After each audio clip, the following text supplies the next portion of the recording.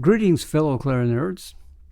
I hope you're doing well right now, and I'm hoping that this video will improve your wellness, your clarinet wellness. As you can see, the title's kind of provocative, and intendedly so.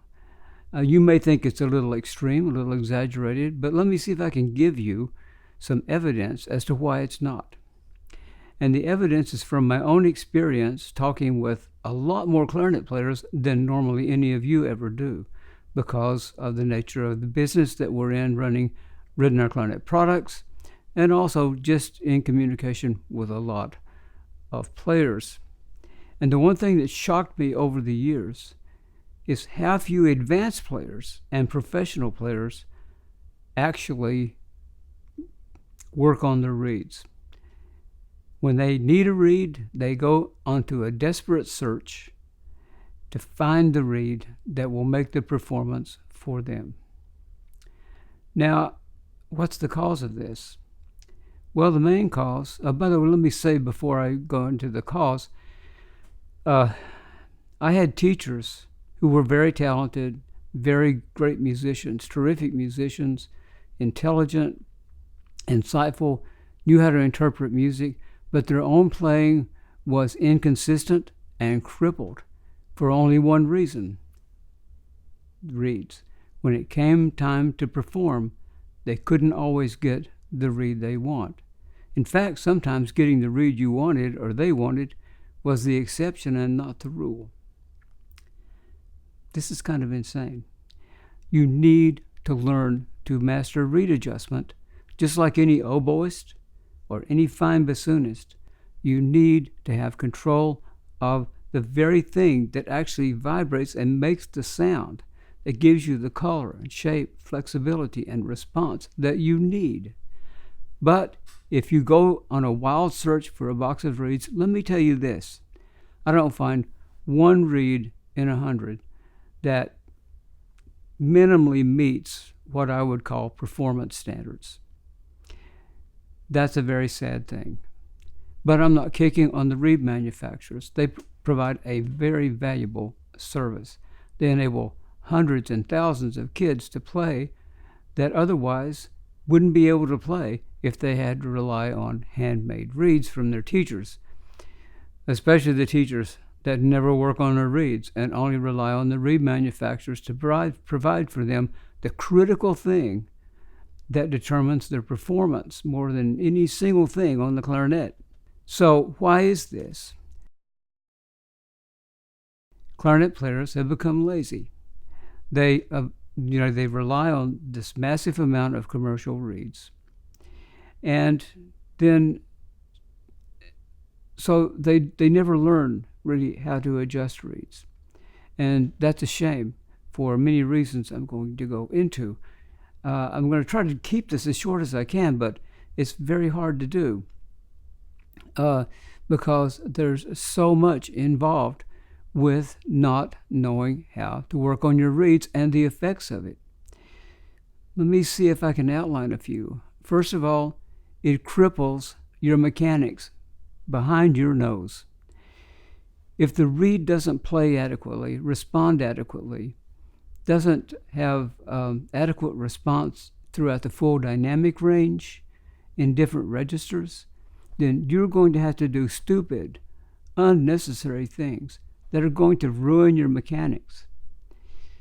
You know, you've had a good reed and you know how much fun it is to play a good reed. You should have those all the time. Most of the reeds that people perform on, for me, are just adequate practice reeds at best, because I know how to master my reeds. And I haven't had reed problems for, let's see, 40 years? 40 years.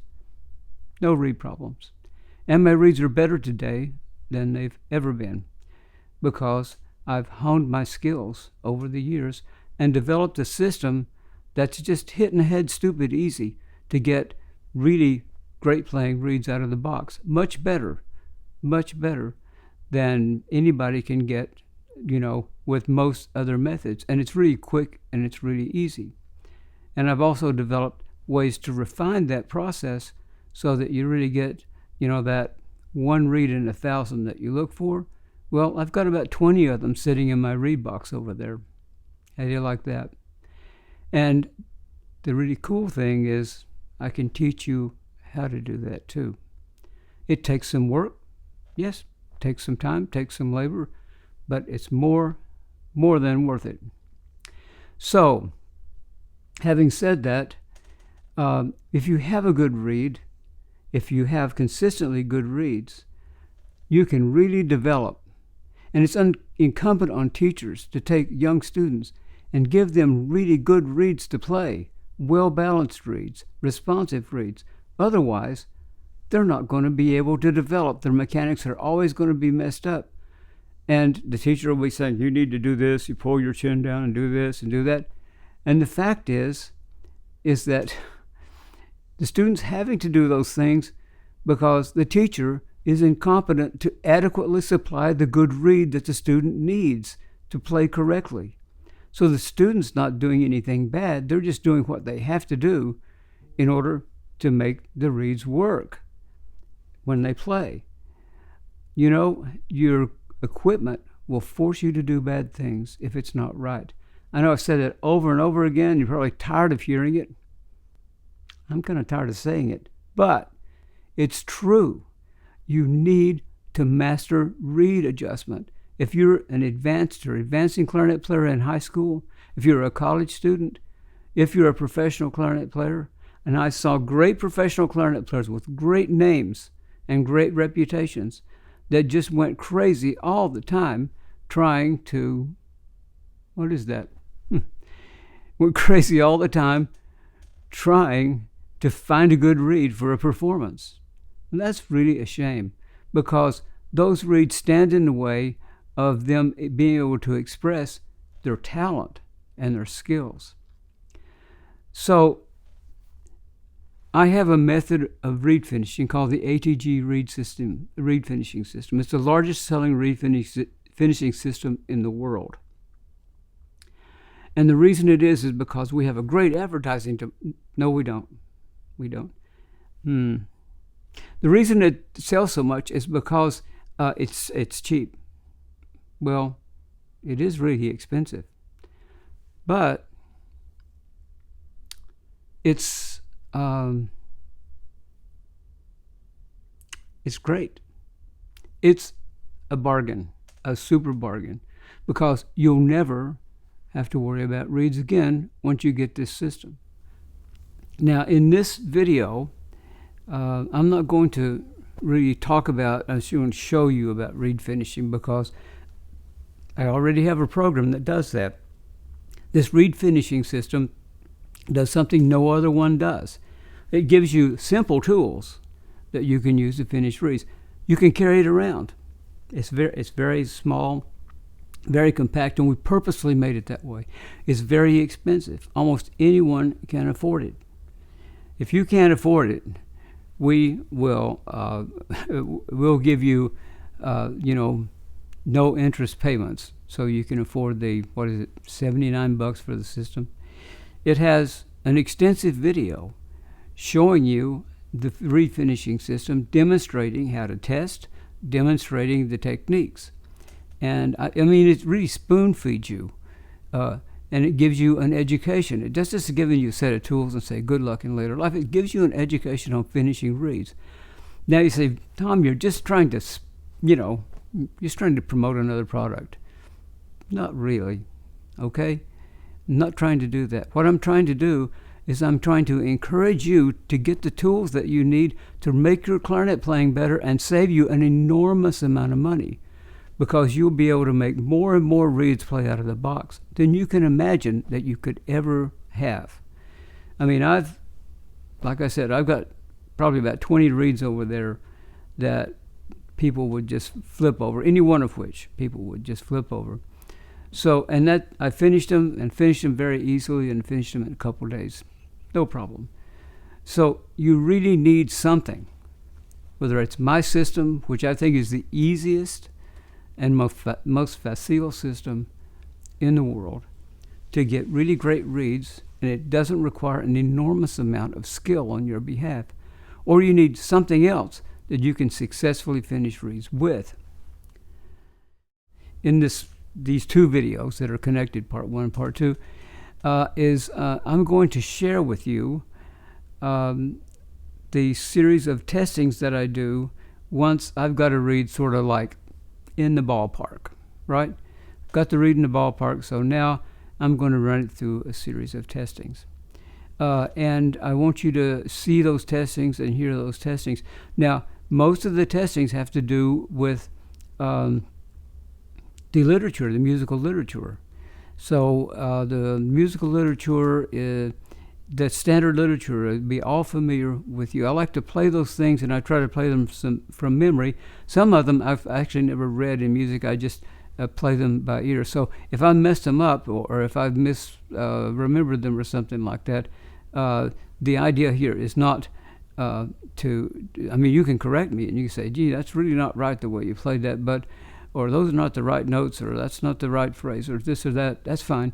But the fact is that that's not the purpose. The purpose is to test the reed to do certain specific things. And I like to test the reed actually in the context of actually playing music, not in some isolated way, because you only see how the reed plays or how it does a specific thing in context of the things that you would normally play, okay? So there's a lot of what you would call excerpts from the literature, mostly from the standard solo literature.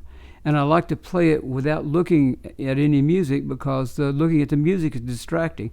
I want to concentrate on how the air feels, what the embouchure mechanics behind my nose are doing in order to accomplish what I'm trying to accomplish. So I find trying to read music distracts me. So all these things are done without any music and just from a defective memory from the 72-year-old, okay? And some of the stuff is not perfect. And, you know, when you play and things are not perfect, you have to analyze and say, well, was that the reed? Or was that something behind my nose? And for me, after 72 years, these hands right here, they don't always cover the tone holes like they used to. It's very frustrating. I've got small hands as it is, and I find that my thumb position leaks sometime, didn't have that perfectly covered, so that didn't respond. So don't blame the reed. That's because I need to concentrate on getting this thumb. And the other thing is that it could be that things don't work 100% the way I would like to, because, well, I mean, what can you expect after about basically 20 years of not seriously practicing? Well, having said all that, in this in part 2, I'm going to present to you a series of testings. Now, forget about finishing reeds or the ATG system or anything else like that. You need to be able to test the reed, to get information from the reed in order to find out how to finish it, in order to find out its inadequacies, so that you can correct those inadequacies by whatever method that you might have. So, is this exhaustive? No, it's not. There are other tests, and there are also other pieces of music that you can be testing with. That's not a good sentence, is it? You can use it. Other music you can be using to test. So yeah, you have to make up your own, basically. Okay, find the things that you find difficult to do, things that you play inconsistently, have trouble with response, especially have trouble with control, and use those excerpts as your basis for actually testing the reed. And you'll find if you do it by memory, that you'll be able to reflect on what's going on behind your nose, which is very, very important, and what you have to do with your air and tongue position and all these things to make all those things work. And the better the reed plays, the more efficient you can be. Acoustical efficiency is what you're looking for. And I define that in my Educator's Guide to the Clarinet. What is acoustical efficiency?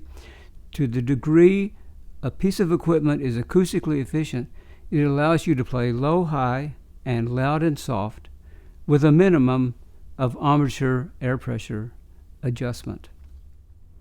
Well, having said that, in probably part 2, you're going to hear the excerpts that I used to test the reed.